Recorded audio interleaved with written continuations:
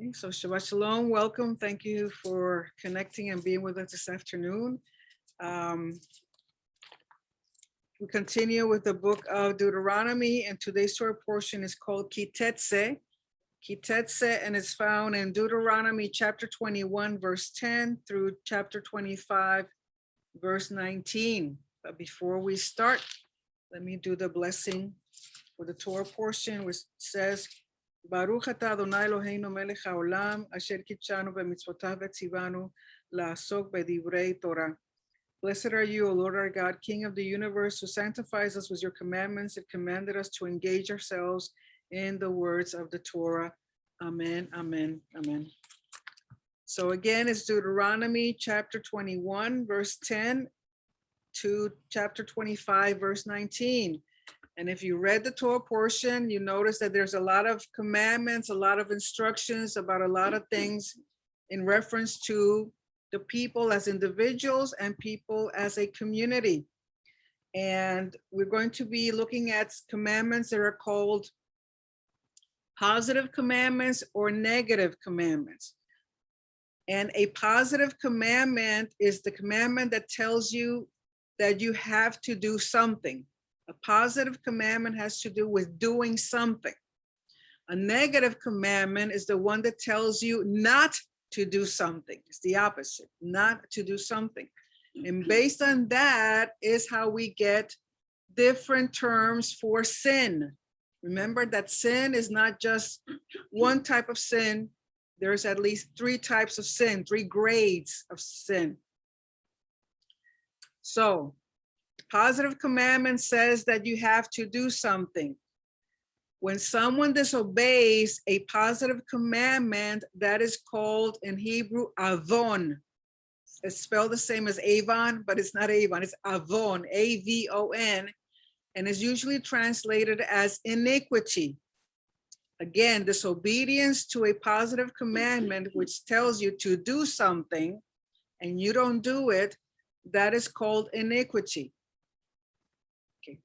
In terms of the negative commandment that tells you not to do something and you decide to still do it, that is called in Hebrew pesha, pesha, P-E-S-H-A, which can be translated as transgression or rebellion. So a negative commandment that tells you not to do something and you still do it, that is a transgression or a rebellion. And then you have what's called chatat, chatat, that's C-H-A-T-A-T, chatat. And that is translated as sin. That's the one that's really translated as sin, and it means an error, to do something by error, or to do something with carelessness, that you're not paying attention to what you're doing. So you could either not do a positive or not do a negative commandment. You're just careless. You're not paying attention to what you're doing. And this is the only one that's involuntary. A chatat or a sin that's committed because of error or carelessness, not paying attention. That one is involuntary, while the other two, the iniquity and the transgression or rebellion, those are willingly. And that makes a difference, because you have to remember that for willful, rebellious, transgression, iniquity, there were no offerings. Usually the penalty was death. Okay, so an example of a positive commandment: you shall love the Lord your God with all your heart and all your soul and all your being. That is a positive commandment. You're commanded to do that. Okay. An example of a negative commandment: you shall not commit adultery. You shall not commit adultery. That is a negative commandment. So however way you disobey the commandment, that's the type of sin that's going to be committed. And they have different grades. Unfortunately, when we read our Bibles, most of the time, when they translate it either to English or Spanish or any other language, they don't translate it exactly the way it's in Hebrew. So sometimes when it's talking about a transgression, they might call it just sin. Or sometimes when they're just calling about a sin, which is unwillingly, which is by error, or which is by carelessness, they'll call it iniquity or rebellion. It makes a difference. That's why it's important to see these words in the Hebrew so that you know exactly what it's referring to, because it does make a difference in terms of punishment.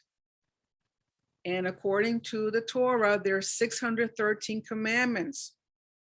Out of those 613 commandments, 248 are positive commandments.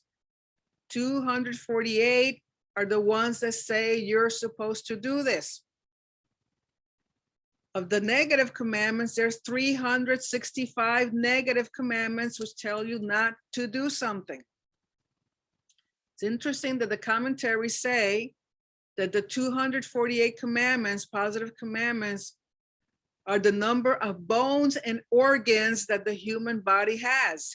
248 bones and organs, which they say that when you perform the positive commandments, what you're told to do, it builds up your bones and your organs. It's a blessing to your body physically. Of the negative, there's 365 commandments, one for each day, to let you know that there are things that you're not supposed to do 365 days of the year. So it's just interesting, those numbers, how they come out. Okay, so now that we have a little background in terms of sin and what really is sin and what are positive and negative commandments, then let's go and read now the Torah portion. Remember Deuteronomy chapter 21, starting in verse 10. And it says, when you go out, KiTetze, when you go out to war. So these are instructions in reference how to deal with war, especially because there's going to be captives. These are wars with nations that are not the Canaanite nations, because you have to remember that all the Canaanite nations had to be completely destroyed. You could not take captives. You could not take spoils, all pertaining to those nations, the 7 Canaanite nations, those had to be completely destroyed. So this is in reference to other nations. When you go out to war against your enemies, and Adonai, your God, hands them over to you, and you take them captive. Suppose you see among the captives a beautiful woman, and you desire her and would take her as wife for yourself. Then you're to bring her into your house, and she must shave her head, trim her nails, and remove her captive's clothing. Why? Because there's going to be a change of status. She comes in as a captive, but this man is interested in her for marriage. He has to give a transition time to her. She has to shave her head, trim her nails, and remove her captive's clothing, then sit in your house and weep for her father and mother a full month. So the transition period from being a captive to becoming then his wife is 30 days. And one of the things about those 30 days is to give him time to really see if he wants to marry her or not. So he's going to give him opportunity to think about it. Do I really want to marry her? After that, you may go to her and become her husband, and she will be your wife. So still after 30 days, if he's still interested in her, she's gone through this transition period from being a captive now to be his wife. Then he can marry her after 30 days. And the thing is that once he marries her, she has all the full rights as any woman from Israel, all the rights as a wife. That's why later on when we read it says, now if you are not pleased with her, in other words, after 30 days, you decide you don't want to marry her, then you may send her off wherever she wishes. But you must certainly not sell her for silver. You may not treat her as merchandise, since you have humiliated her. And what is this humiliation? That she had to shave her head. She had to mourn her family because we don't know, probably her parents, the rest of the families are in another area. She doesn't have contact with them. So that alone, after he puts her through this process, he decides he doesn't want to marry her. But either way, he cannot take advantage of her because she was a captive, to make her a slave, to sell her, or to treat her without any respect or any dignity. He still has to acknowledge that. And this is very different from all the other cultures around Israel during this time. And even today, if you read what's going on with what's happening in Afghanistan, these men of the Taliban and ISIS, they could care less about dignity, human dignity. They're cruel. They'll rape the women, they'll rape the children, they'll kill them, they'll sodomize the men, and then throw them away like dirt. They have no consideration for people unless you convert to their religion and you become part of whatever they want you to be. So therefore, even today, we're seeing the difference between the instructions that the God of Abraham, Isaac, and Jacob gives in reference even to people that are taken captive in war, especially women. You cannot mistreat them. Why? Because people are created in the image of God, in his likeness. So in spite of, there's still human dignity that has to be considered. Verse 15, now remember, this is kind of like sequential. So this guy decides to marry this woman. So most likely he has more than one wife now. So it says, suppose a man has two wives, the one loved and the other unloved, and both the loved and the unloved bear him sons. But it happens that the firstborn son belongs to the unloved wife. Now remember, this is a situation similar to what happened with Jacob, with Leah and Rachel. He loved Rachel and didn't care too much about Leah, but Leah was the first wife that he had. And Leah was the one to give him children first, and Rachel. Now on the day he lets his sons inherit what he has, he must not treat the loved one's son as firstborn in place of the unloved one's son, who is the firstborn. So this has to do with inheritance laws in reference to the firstborn. Rather, he must acknowledge the firstborn, the son of the hated one, by giving him a double portion of all that he has. For he is the first of his vigor, the right of the firstborn is his. So remember that in terms of firstborn, the firstborn is the one that's going to get a double portion. Why? Because it was the responsibility of the firstborn male to take care of all his family, his brothers, his sisters, all the relatives that lived under the same roof. He was responsible for them financially, spiritually, socially. So therefore he gets a double portion so that he can take care of them plus his own family.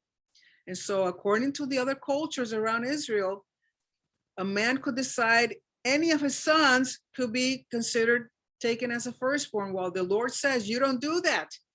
You give the firstborn right his right as a firstborn. Therefore,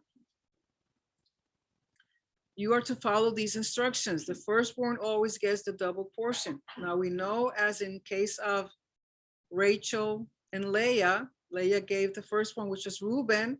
And we know that Reuben lost his firstborn rights because of things that he did wrong. And eventually that firstborn right was passed down all the way to Joseph.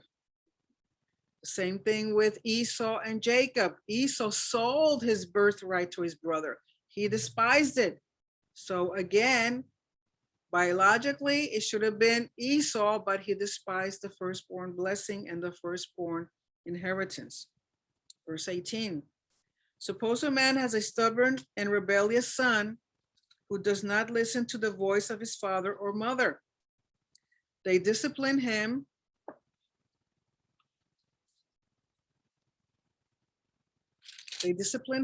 but he does not listen to them. So this is going to be talking about something in extreme, okay, something extreme. They have tried to make this young man be obedient and honor his parents, but he definitely doesn't want to do that.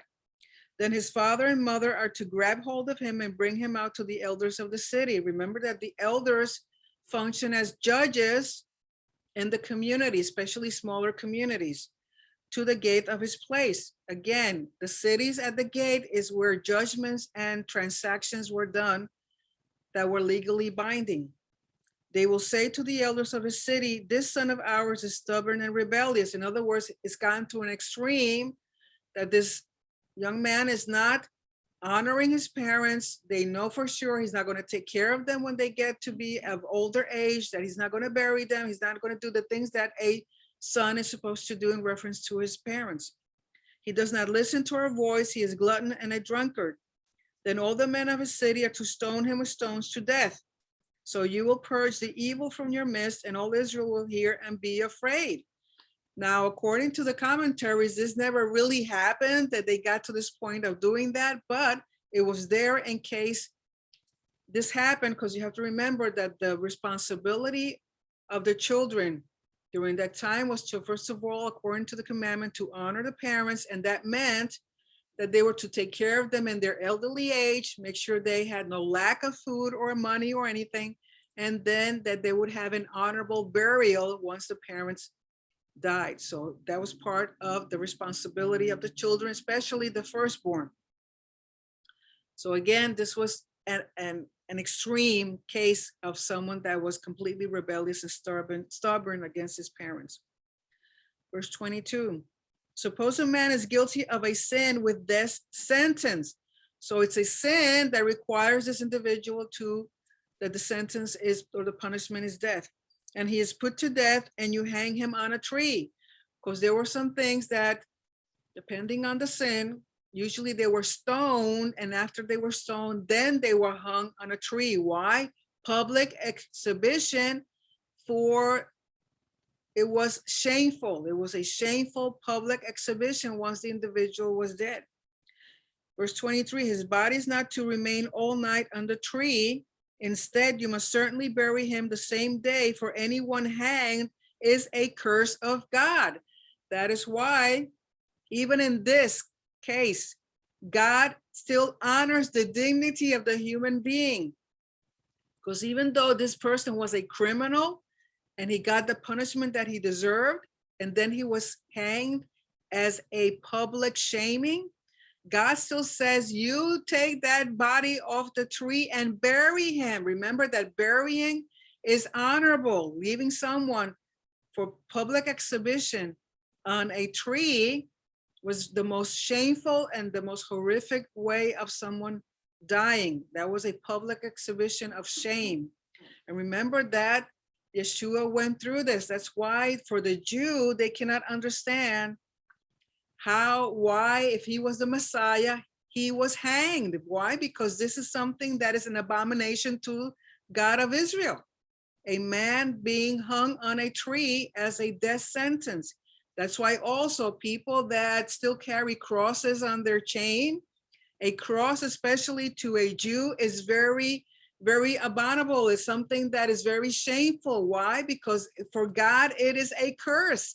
And people don't understand that walking around with a cross, especially with a cross that has an image on it, is the most shameful thing that you can do in the name of Yeshua. You're still carrying his shame. You're still exhibiting a public shame of the God of the Son of the God of Israel. So a cross is the most shameful thing because it was the most shameful death. That's why the Romans were so good at it, because every criminal, especially whom they considered the worst criminals, that's the way they were punished. They were hung on a tree for public exhibition. Their bodies were not buried. Those bodies were naked. Those bodies were eaten by animals. Those bodies were exposed so that everybody that would go by would see them. But we know that Yeshua was taken off the tree. He was buried. Why? Because it was honorable to bury him. So again, people that still wear a cross on their neck, what you're doing is still bringing shame to what the Son of God did for us. And then it says, you must not defile your land that Adonai your God is giving you as an inheritance. Again, hanging a person and leaving them there as public exhibition without burying them contaminates the land. Chapter 22. These are going to be instructions on how to deal with your brother. You are not to watch your brother's ox or sheep going astray and ignore them. you must certainly bring them back to your brother. In other words, if you find property of your brother, you are to return it. You just cannot say finders keepers, losers weepers. You just cannot take it and make it yours because it doesn't belong to you, especially if you know that it belongs to someone else. If your brother's not near you, or if you do not know him, then you shall bring it into your house, and it will remain with you until your brother comes searching for it and you return it to him. So you give time for that individual to start looking for his animal. And again, here's, it pertains to an animal, but for today, it could be anything. It could be a Bible, it could be a book, it could be a purse, it could be anything that you find and you know it belongs to someone, especially if their name is on it. And you just kind of think, oh, you know, they won't even notice it. No, that's stealing. Verse 3, you're to do the same with his donkey or his coat or anything lost by your brother that may be lost by him, and you find, you may not ignore them. You must not watch your brother's donkey or ox fall down on the road and ignore it. You must certainly help him lift it up again. So you have to be considerate. If you find someone that's having issues, okay, maybe nobody's walking around with a donkey, but if they have problems with their car, you just can't ignore them and just pass them by and say, oh, it's Shabbat, I can't help you. You know, you have to be considerate. Again, these are instructions about how to deal with other people, being compassionate, being merciful, being just, being righteous. Verse 5. A man's gear is not to be on a woman. Other translations speak about clothing. Nor is a man to wear women's clothing, for whoever does these things is detestable to Adonai your God. Now we know that this is mostly what's considered clothing for men or clothing for women, or items for men and items for women, is a cultural and social thing. Because we know that in certain cultures, men wear long, kind of like long dresses. It's not a dress, but that's the way they dress. And women can wear pants. It doesn't mean you're wearing clothing that belongs to men. These are things that are considered based on culture and society. Therefore, whatever the society considers women's clothing or men's clothing, that's what you are going to deal with. Now, what the Lord is trying to teach us is that men and women are distinct. There's differences. And during this time in the culture, the clothing told a lot about a person. The clothing could tell if you were single, if you were married, if you were a widow, if you were poor, if you were a prostitute, if you were a soldier, if you were rich, if you were poor. So the clothing during that time had a lot of distinction for a lot of things in terms of the people. But today we know that things are crazy, chaotic. Sometimes you look at somebody and you don't even know what they are. As a matter of fact, sometimes people don't even know what they are. That's why so much confusion and chaos. And so what the Lord is trying to teach us is there has to be a distinction between a man and a woman, because that's the way God created them. And it avoids confusion.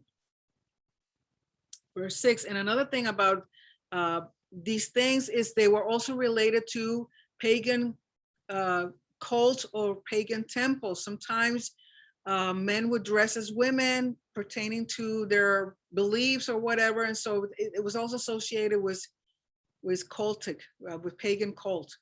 And sometimes in war, for example, they would shame a soldier or they would shame a captive if it was a male by dressing them with women's items. Again, it has to do with shame, shaming someone. Verse 6, if there happens to be a bird's nest in front of you along the road, in any tree, or on the ground with young ones or eggs, and the hen sitting on the young or on the eggs, you are not to take the hen with the young. So this commandment has to do that even in nature, you're supposed to respect creatures. You're supposed to let them live. Why? Because if you take both of them and kill them and eat them, both of them, the mother and her eggs or her little chicks, right there, you have stopped that generation. You're not allowing that hen to have more babies, to have more chicks. So therefore, it's about not being cruel and about allowing nature to take its course. It says, verse 7, you must certainly let the hen go, but the young you may take for yourself, so that it may go well with you and you may prolong your days. So even in this, God is saying that if you do this minor minor commandments, it will go well with you and it'll prolong your days. So imagine if God is even considerate about something that a creature like a hen or a bird, how much with us. Therefore, it's like we read that if you are faithful in the little, he will put you in much. Therefore, so if you're able to even do this small commandment, this minor commandment, then you're able to do even the greater ones. So even the blessing will be greater. Verse 8, when you build a new house, you are to make a guardrail for your roof so that you do not bring the guilt of blood on your house if anyone falls from it. You have to remember that during this time, the roofs were flat because a lot of people use their roofs like to dry herbs or certain produce. They would dry them up there. Also meant sometimes in the very hot nights or weather, they would sleep on the rooftops. So therefore, if you have people on the rooftop, either because they were dealing with harvest items or produce, or they're sleeping on their roof and you don't have a guardrail and you happen to get up or a walk, have issues about sleepwalking, guess what's going to happen? You're just going to fall off the roof and kill yourself. So this is basically, if you don't put a guardrail around the roof, it's negligence. Someone can accidentally fall and you will be causing the death of an innocent person because you didn't do your part. This is being responsible for other people, being considerate, thinking of all the issues that can happen if you're not taking responsibility of your property.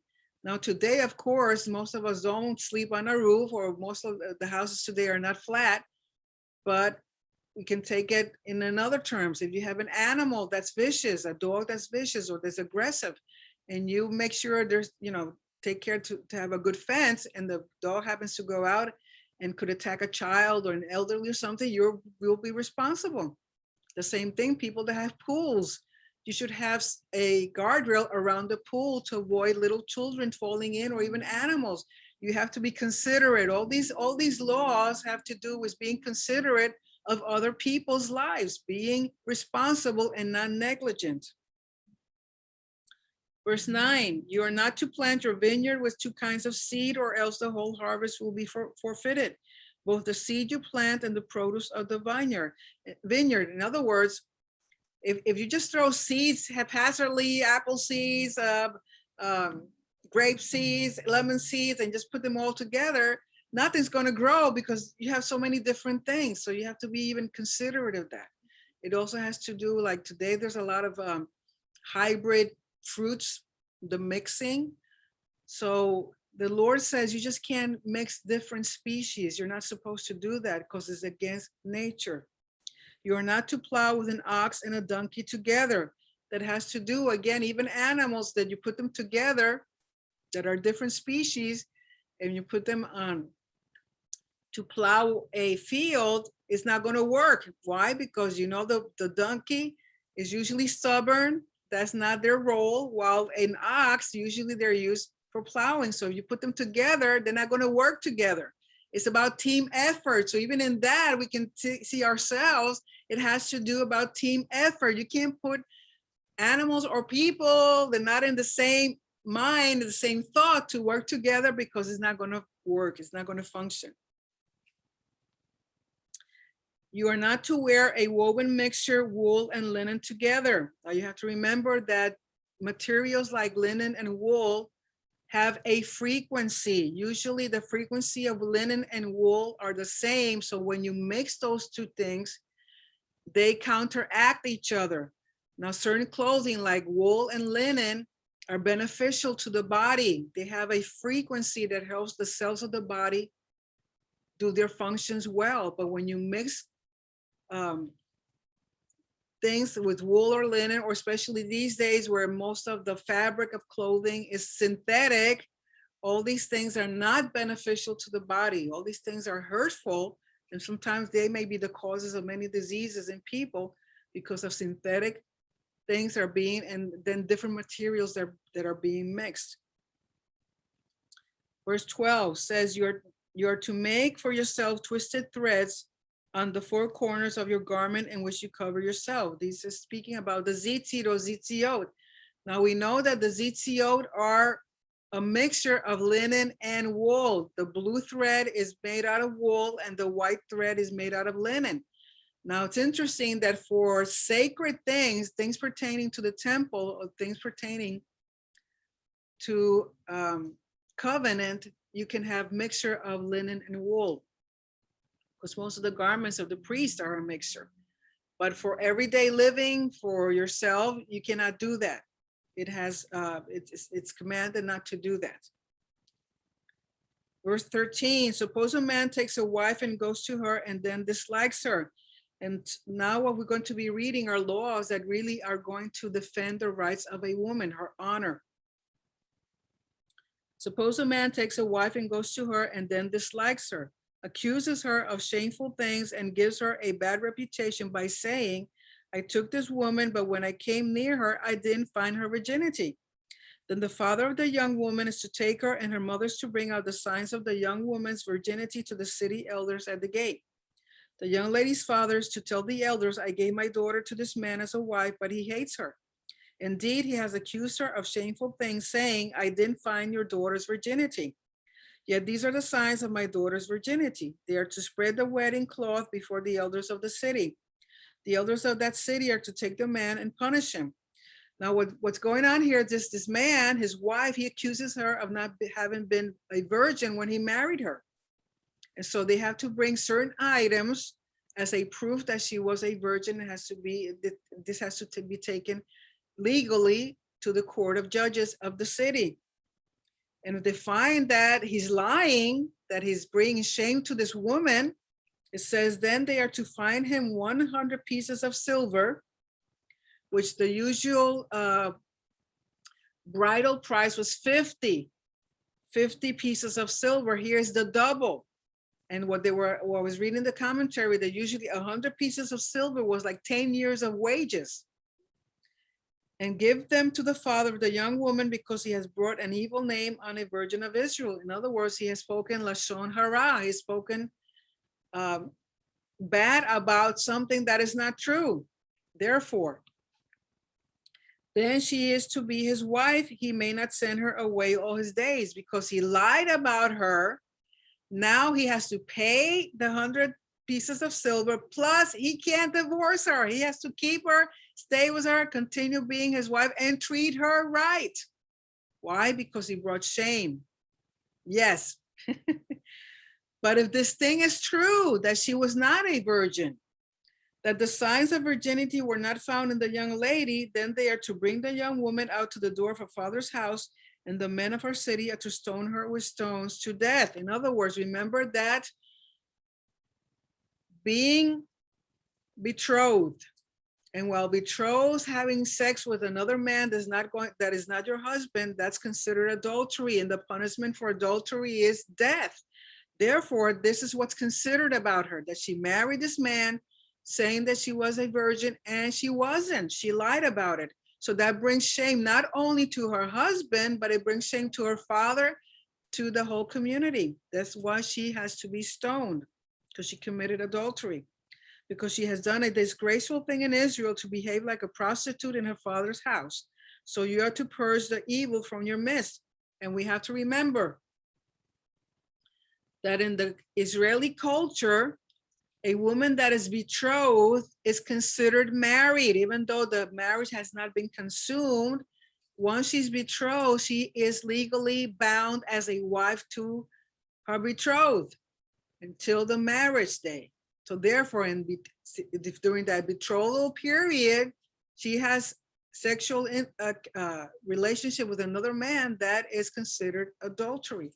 That is why, if you recall, when Miriam, Yeshua's mom, was pregnant, Joseph thought that she had committed adultery, but he wanted to send her away without much fuss. Why? Because he knew that the punishment was death.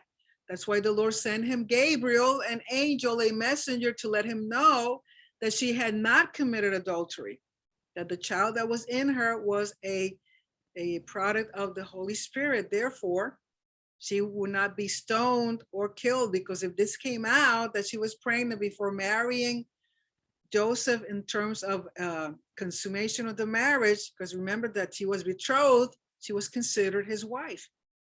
Okay, why? Because adultery is, the punishment is death.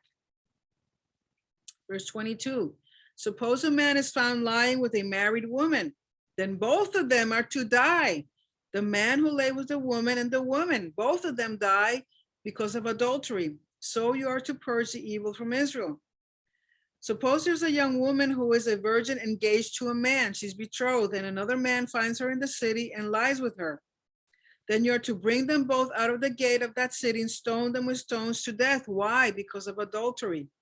The young woman, because she did not cry out in the town. In other words, she was in a place where if she cried out, she would have been rescued from this guy.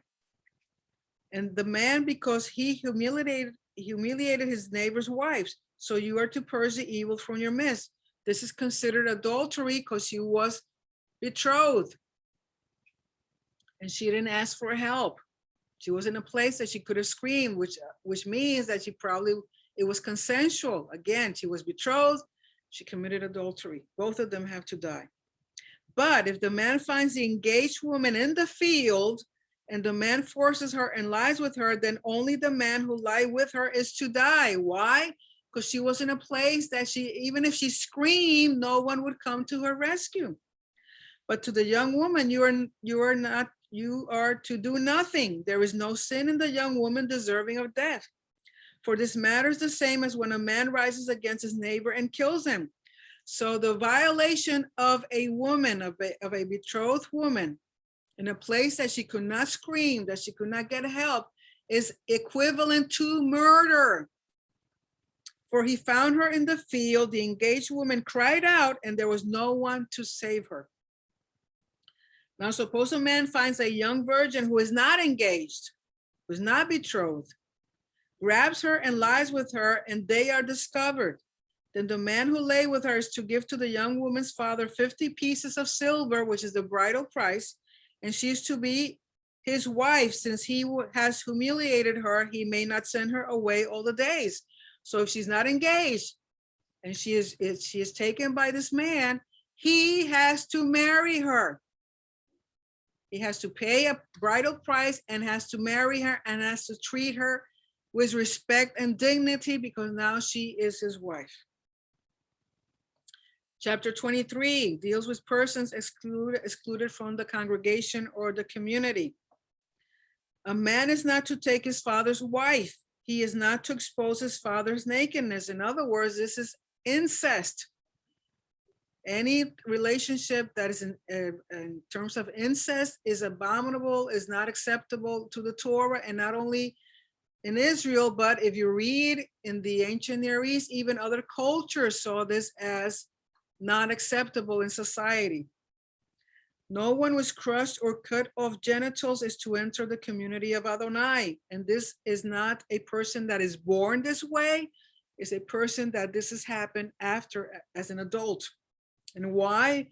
What this means is that there's a person that cannot have children, either because of an accident or trauma or war or whatever.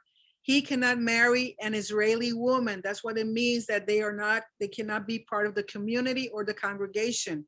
It's in terms of marriage. So this guy cannot marry an Israeli woman because he's not going to be able to have children with her. Verse 3, no one born of forbidden relations is to enter the community of Adonai. And what are these forbidden relations? An incestuous relationship, someone that was born out of wedlock, that was born with the parents not being married. Even to the 10th generation, none of his descendants are to enter the community of Adonai. The 10th generation means forever. These individuals cannot marry with someone in the Israeli community if they're a bastard or if they are a product of an incestuous relationship. And then it talks about an Ammonite or a Moabite is to enter the community of Adonai. Even to the 10th generation, none belonging to them is to enter the community of Adonai forever. Again, the 10th generation means forever. Why an Ammonite or Moabite is in reference to men. A male Ammonite or a male Moabite cannot marry an Israeli woman. The reverse can happen. A Moabitess, for example, Ruth. Ruth was a Moabite, but she married Boaz. Boaz was an Israeli man. Why? Because this law pertains to the man that's an Ammonite or a Moabite, not the women. And they cannot enter because the following reason, because they did not meet you with bread and water on the way when you came out from Egypt. They had no mercy or compassion. And because they hired against you Balaam, son of Beor from Petor of Aram Naharaim, to curse you. But Adonai your God refused to listen to Balaam, and Adonai your God turned the curse into a blessing for you because he loves you. Remember, the term love here is in reference to the covenant. You are never to seek their shalom or welfare all your days, which means in terms of marriage, in terms of that type of relationship, you cannot show them any shalom or any favor. You cannot not allow them to marry within the Israeli community. Verse 8, you are not to detest an Edomite. Remember, Edomites are from Esau, the family from Esau, which are relatives of Israel because there's the brother of Jacob. For he is your brother. You are not to detest an Egyptian, for you were an outsider in his land. The children born to them, the third generation may enter the community of Adonai. So it's not until the third generation of this type of relationship can they marry within the community of Israel. Again, this has to do with marriage within the congregation of the community. Not that they cannot come and visit the temple, not that they cannot come and visit the land. It has nothing to do with that. It has to do with marriage. Certain people cannot marry within the Israeli community. When you go out, verse 10, when you go out as an army camp against your enemies, you're to guard yourself from every evil thing. If there's among you a man who is not clean from a nighttime emission, he is to go outside the camp. This is pertaining to ritual impurity. He may not re-enter the camp. Now toward evening, he is to bathe in water, do a mikveh, and when the sun sets, he may re-enter the camp. There's to be a place at hand for you outside the camp, and you're to go there outside. You're to have a shovel for yourself among your weapons. Now, when you sit down outside, you're to dig with it and turn and cover up what comes out of you. In other words, if you do potty, you have to do this outside the camp. Why? To avoid ritual impurity within the camp. Why? Because for Adonai your God walks in the midst of your camp to rescue you and to give your enemies over to you. Therefore, your camp must be holy so that he does not see anything indecent among you and turn away from you.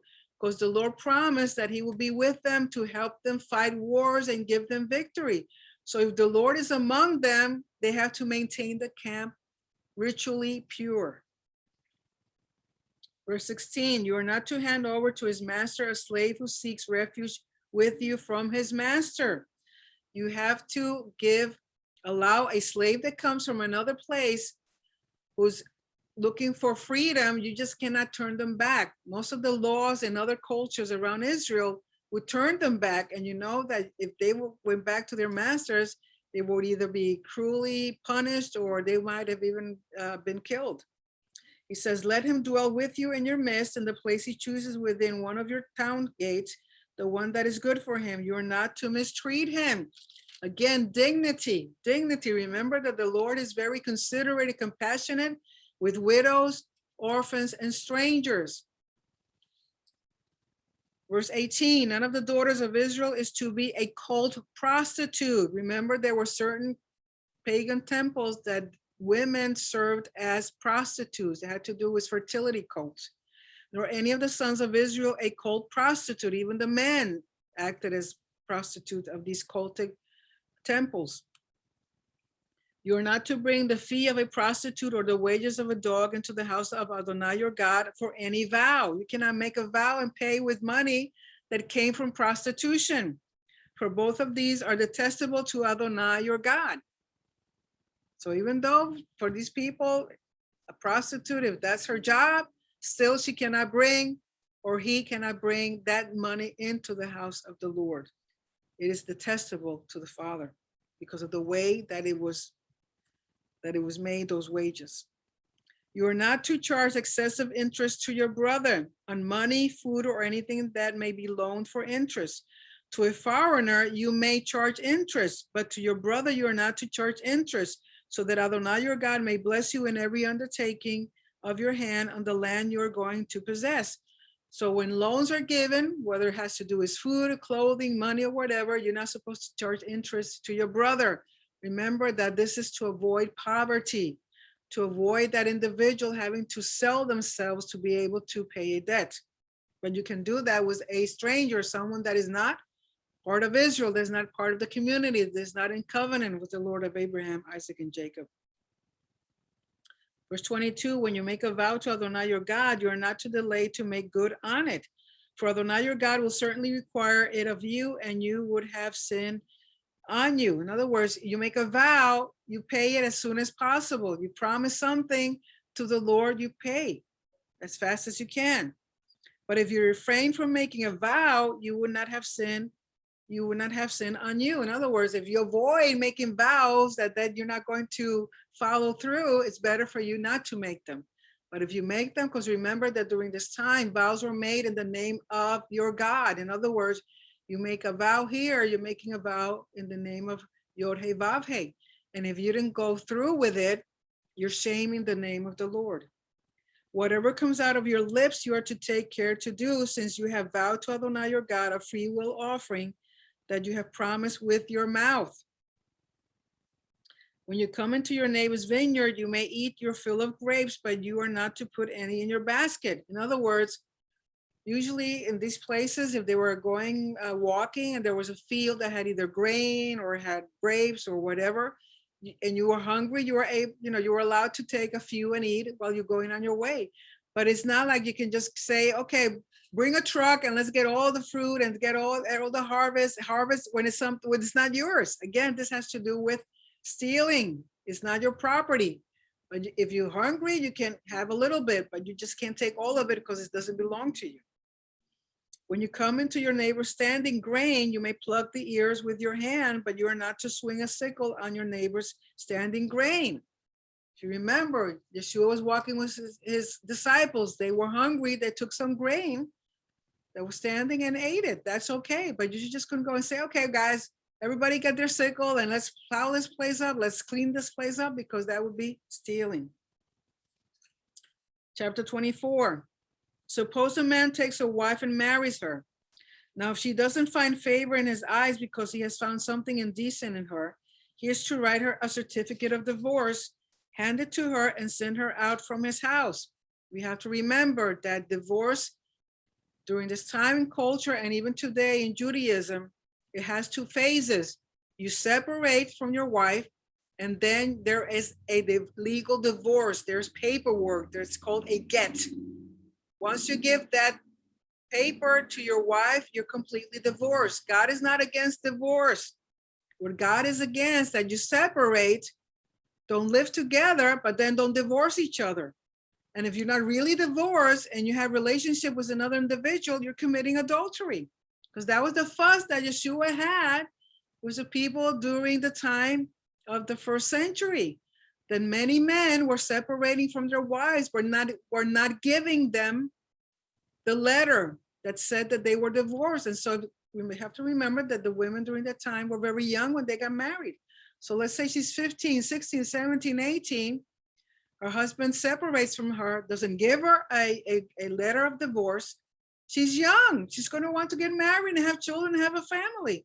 So if a legal document was not given to her, then, and she went to live with another man, that would be considered adultery. So the issue is, you go through a phase of separation, and then you go to the phase of the legal documentation of an official divorce. Hand it to her and send her out from his house. When she leaves his house, she may go and become another man's wife. Why? Because she's divorced. Now, suppose the second husband dislikes her and writes her a certificate of divorce. So this is a second divorce. and he hands it to her and she leaves his house.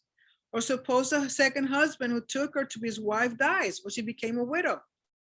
Then her former husband, her first husband, who sent her away, may not take her again to be his wife. She cannot go back to her first husband. Why? Because she already was the wife of another man. Now, if she divorces the first husband and none of them marry again, let's say she's divorces her first husband, a year or two has passed, neither him or her have been with another relationship, she can go and marry him again if they decide to come back together. But if they divorce and then either one has another relationship or they marry someone else, she cannot go back to her first husband. The Lord does not accept that. Then her former husband who sent her away may not take her again to be his wife after she has been defiled, for that would be detestable before Adonai. You are not to bring guilt on the land that Adonai your God is giving you as an inheritance. This was to avoid this happening. Okay, I divorce you, we get to another people, you get divorced, we come back again, to make it like a game that they would just have anybody they wanted, then would divorce and then come back. The Lord doesn't allow that. When a man takes a new wife, he is not to go out with the army or have any duty passed over to him. He is to be free at home for 1 year and make his wife happy. So a newlywed was not allowed to go to war. Why? Because he could have died. He could die, and then it would be a young widow left alone. So a man that was newlywed would not go to war, but would stay with his wife for a whole year. The honeymoon period was a whole year to enjoy his wife and to enjoy each other and to start a family. Verse 6, no one is to take a pair of millstones or the upper one as collateral, for this would be taking a livelihood as collateral. What this talks about is during this time, during this culture, remember that the grain had to be milled so they could use it for food. And it consisted of 2 stones for grinding. If you took one of the stones as a collateral because of a debt and you did not return it, that meant that that family didn't have a complete set to grind their grain and not be able to eat. You were taking away their livelihood. So therefore you could not do that. Again, God is very considerate of the people, respect and dignity, justice and righteousness. You just can't do whatever you want and treat people like if they were dirt. You have to be respectful in every single situation. Consider the dignity of the other human being. If a man is caught kidnapping any of his brothers from the children of Israel, whether he treats him like property or sells him, then that kidnapper must die. So you are to purge the evil from your midst. Is kidnapping an individual, taking away their freedom to make him a slave. And this is what we're seeing today with human trafficking. According to Torah, all the people involved in human trafficking are to be put to death, which I think that's a great idea, honestly. Especially with all the human trafficking of children, making them sex slaves. Verse 8, take care in the plague of leprosy. Be very careful to do all that the Levitical priests instruct you, just as I commanded them, so you are to take care to do. Remember what Adonai your God did to Miriam along the way when you were coming out from Egypt. This is a reminder that any person that develops leprosy, you are to fulfill what the commandment says, which means, unfortunately, social isolation, but you have to do it because that is part of the commandment. These people are considered to be dead in life, like kind of like a zombie. All these, remember, that has to do with ritual impurity. If you let a leprous person, a leper within the community, you're contaminating everybody. So you have to fulfill, make sure that they go into isolation. Verse 10. When you make any kind of loan to your neighbor, you are not to go into his house to get his pledge. In other words, someone owes you something. It doesn't give you the right to go into their house and demand that they pay you. It's like those creditors that are always calling and bothering you, harassing you. According to Torah, that cannot be done. You are to stand outside, and the man to whom you are making the loan is to bring the pledge outside to you. If he is a poor man, you are not to sleep with his pledge. Remember that sometimes they gave their tunics as a pledge because they didn't have anything else of value. And that tunic served to them as a covering at night when they were sleeping to keep them safe from the cold, for example. You must certainly restore the pledge to him when the sun sets, so that he may sleep in his coat and bless you. And it is to be righteousness for you before Adonai your God. Again, it's about justice and righteousness. All these laws pertain about justice and righteousness according to the Father, not what we think is right and just. Verse 14, you are not to oppress a hired servant who is poor and needy, whether he is from your brothers or the outsiders in your land within your town gates. On that day, you are to give him his wages.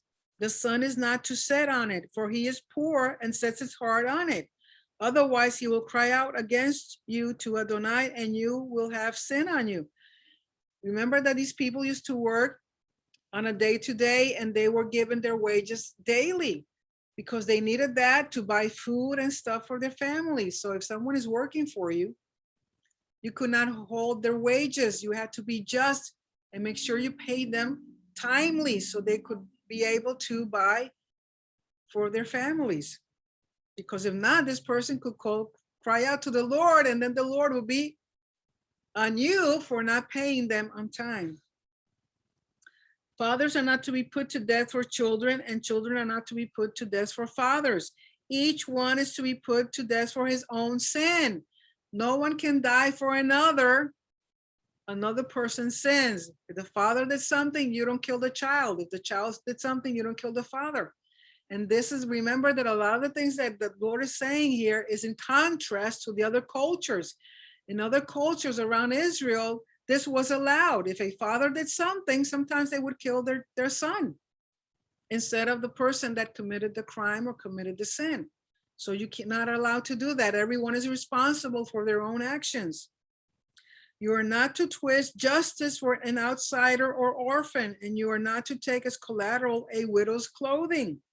But you're to remember that you were a slave in Egypt, and Adonai your God redeemed you from there. Therefore, I'm commanding you to do this thing. We always need to remember how Israel felt when they were slaves in Egypt. Again, remember that they were treated unjustly and with a lot of cruelty. Therefore, what God is reminding them, you're going into this promised land. You cannot do the things that other cultures do. You cannot do the things that were done to you in Egypt. You have to be just and you have to be righteous. Verse 19, when you reap your harvest in your field and have forgotten a sheaf in the field, you are not to turn back to get it. It's for the outsider, for the orphan, and for the widow, in order that Adonai your God may bless you in all the work of your hands. You have to be generous. If you have a field and you're going to harvest it, don't harvest every single little bitty bit of produce. Leave something for those that are poor, for those that are in need. So when they go there, they have something to find for eating. Remember Ruth. Ruth was a widow along with her mother-in-law. They were poor. They didn't have husbands to take care of them. And so Boaz, when they were harvesting his field, would leave grain. So when they went to pick up the gleaners, they could find something and take it home and have food to eat. You always have to be mindful of the needs of others. Verse 20, when you beat your olive tree, you are not to search through the branches afterward. It is for the outsider, for the orphan, and for the widow, the same concept. When you harvest your vineyard, you are not to pick over it afterward. It is for the outsider, for the orphan, and for the widow. You are to remember that you were a slave in the land of Egypt. Therefore, I am commanding you to do this thing. Have to be considerate of the poor, have to be considerate of the needy, of orphans and widows, of people that are having a hard time. If you are able to help, that is your role. Why? Because remember, we're representing the Lord. We're representing his bountiness. We're representing his kingdom. So if you're able to help others when they're in need, when you have a need, you will also be fulfilled. Chapter 25, suppose there is a dispute between people and they approach the court. The judges hear their case and declare one righteous and the other guilty. Now, if the guilty one deserves to be flogged, the judge is to make him lie down and be flogged before him with a number of lashes in proportion to his guilt. He may strike him 40 times, but no more. So there was a limit in the amount of lashes a person could receive as punishment. 40 was the maximum. Because any more than that, you could kill the person. Any more than that, it was a shame. Otherwise, he would beat him with too many a wound beyond these, and your brother would be degraded in your eyes. So therefore, you just cannot punish anyone in extremes. There was a limit. Again, other cultures could care less about that. They were cruel. Therefore, again, the God of Abraham and Isaac is making a distinction between Israel and the other nations. Again, the dignity of the human being, no matter the circumstance. Verse 4, you're not to muzzle the ox while it is threshing. In other words, the animal is working while it's threshing the floor, the field. You can allow the animal to eat. Even the animal is worthy of pay. So if this is an animal, how much more the ministers and the servants of the Lord? In other words, again, justice and righteousness. If brothers dwell together and one of them dies and has no son, the dead man's wife is not to be married outside to a stranger. Her husband's brother is to go to her and take her as his wife and perform the duty of a brother-in-law. Now the firstborn that she bears is to carry on the name of his dead brother, so that his name will not be blotted out of Israel. This is to preserve a lineage, to preserve a name to the man that passed away. It's to honor him. So if he died without children, the law was that his brother, one of his brothers, would marry the widow so they can have children, and that first child we would consider like the child of the first husband, the one that passed away, is to honor his name, so his name will not be forgotten. But if the man does not want to take his brother's widow is to go to the elders at the gate and say, my brother-in-law refuses to carry on his brother's name in Israel. He is unwilling to perform a brother-in-law's duty for me. And even though it says brother, it can also be the closest king, the closest person in the family to that individual. Because remember Ruth was a widow. Boaz was the next in line, was the second in line to be able to marry her. There was another man, another relatives before him, and he goes to this relative and says, hey, you want to marry Ruth? And the guy said no. And so now Boaz is able legally to be the one to marry Ruth. Why? Because it was in terms of relative, the closest relative to the individual, to take the honor of producing an inheritance for the widow. My brother-in-law refuses to carry on his brother's name in Israel. He is unwilling to perform a brother-in-law's duty for me. Then the elders of his town are to summon him and speak to him. And if he stands firm and says, I do not desire to take her, then his brother's widows to come to him in the sight of the elders, which are the judges, pull his sandal off his foot, spit in his face, and reply, so will it be done to the man who does not build up his brother's house. Why? Because it was a shame. This was shameful not to bring honor to the man's name. Therefore, why the sandal? Because the sandal was considered property. The sandal was something that was used to gain property. Remember that the way that you gain property itself was walking on land, and because you were walking on land with your sandals, that was a way of considering a title for the property. So she takes a sandal off that has to do with property, with titles, with inheritance, and she would do that, and then this man would be called in Israel the house of the pulled off sandals. Why? Because this was shameful. Suppose people fight with one another, a man and his brother, and the wife of the one approaches to rescue her husband from the hand of the one hitting him. And she puts out her hand and grabs him by the genitals. Then you are to cut off her hand. Your eye will show no pity. Why? First of all, this is shameful. Doing that is shameful to her husband, is shameful to the man to whom she did that, and it's shameful to her. It has to remember this is a society of honor and shame. Therefore, she could have hurt the man when she did that. Either way, it's about shame. So in this case, she has to have her hand cut off because she brought shame to herself, to her husband, and even to the individual. Verse 13, you are not to have stones of different weights in your bag, large and small. You are not to have in your house ephahs of different measures, large and small. You must have a full and honest weight and a full and honest measure, so that your days may be long on the land that Adonai your God is giving you. For all who do these things, all who do injustice are detestable to Adonai your God. Again, being just and righteous. All these laws that we've been talking up to this point have to do with righteousness and justice. And you might say, well, a lot of these things kind of really don't pertain to us today. Yes, they do. You just have to find how to apply it in our lives today. As long as you understand the dignity of the human being, justice and righteousness, according to what God says is right and just, then you'll be fulfilling these commandments. Verse 17, remember what Amalek did to you along the way as you came out from Egypt, how he happened upon you along the way and attacked those among you in the rear, all the stragglers behind you when you were tired and weary. He did not fear God, no compassion, no mercy.